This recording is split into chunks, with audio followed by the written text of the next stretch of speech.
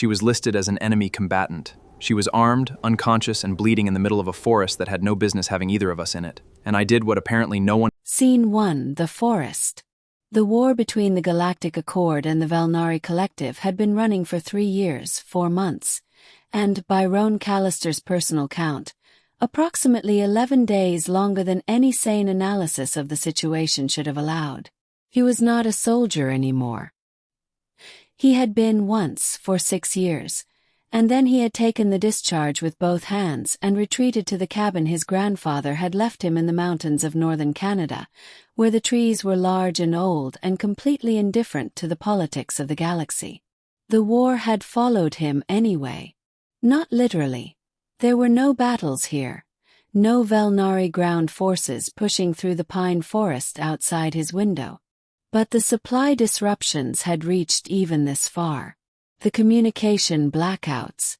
The way the night sky now sometimes contained moving lights that weren't satellites. He had made his peace with it in the way that people make peace with things they cannot change. He chopped wood. He read. He cooked things slowly over the old iron stove. He did not watch the news. He was coming back from checking his waterline on a Thursday afternoon in October when he found her. Scene 2: What he found. She was face down in the pine needles 20 meters from the tree line, which told him she had made it almost all the way to the edge of the open ground before whatever was wrong with her had become too wrong to continue. Vel'Nari. He knew the look. Olive green skin, pointed ears, the particular build of a species that had evolved for both strength and speed and achieved both without apology. She was in what remained of combat armor, the left side of which had been damaged badly enough that it had partially sealed around the wound beneath it, which was the only reason she was still alive. She was also very clearly unconscious. Roan stood over her for a long moment. The sensible thing, the thing that the war, the Accord, 3 years of conflict, and every strategic consideration would suggest, was to call it in. Report a down Vel'Nari combatant. Grid reference. Condition critical. Await instructions. He looked at her for another moment. Then he picked her up. Scene 3: The cabin. Getting her inside was harder than it should have been, because she was heavier than she looked, and she looked substantial. He managed it through the application of the specific kind of stubbornness that had kept him alive through 6 years of situations where the smart move and the right move had not been the same thing. He put her in the bedroom. It was the warmest room in the cabin and had the best light. He removed what remained of the damaged armor.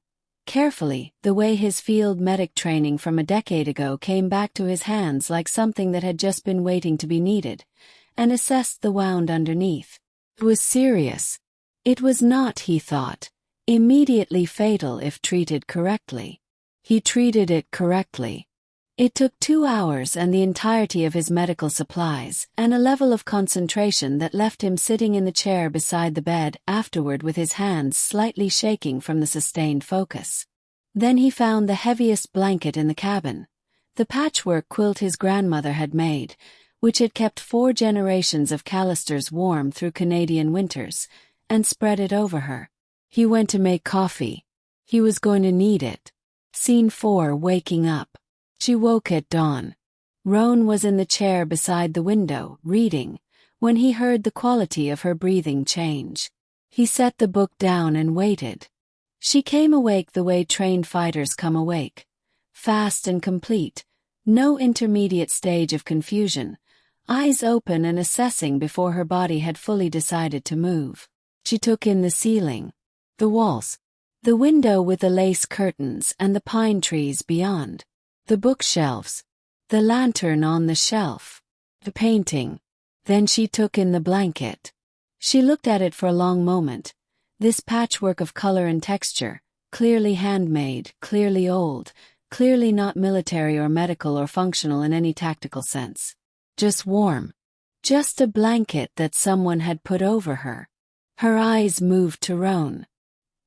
He raised one hand in the particular gesture that means I am not currently holding a weapon and I would like to keep this calm. Good morning, he said. You've been out for about 8 hours. You lost a significant amount of blood, but the wound is closed and should hold if you don't do anything aggressive for at least a few days. She stared at him. You are human, she said. Her standard was precise and slightly formal. Roan Callister. I used to be a soldier. I'm not anymore. I am Vel'Nari. I noticed. We are at war. I noticed that too, he said. Are you hungry? Food. It's probably not what you're used to, but it's hot. Scene 5, the days. She told him her name on the second day. Sereth. She told him nothing else about herself, and he did not ask, because he understood the particular economy of trust. How it has to be offered in small amounts and allowed to accumulate at its own pace, and how pushing it only ever makes it slower.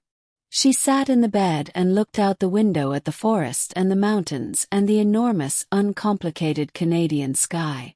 He brought her food. Soup the first day because it was what he had and what her condition required. Bread on the second day, because he baked on Thursdays and wasn't going to change his schedule for a war or a house guest.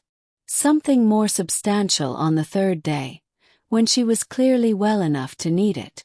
She ate everything he brought, with a focused appreciation of someone who has been cold and injured long enough that warmth and food have become remarkable again.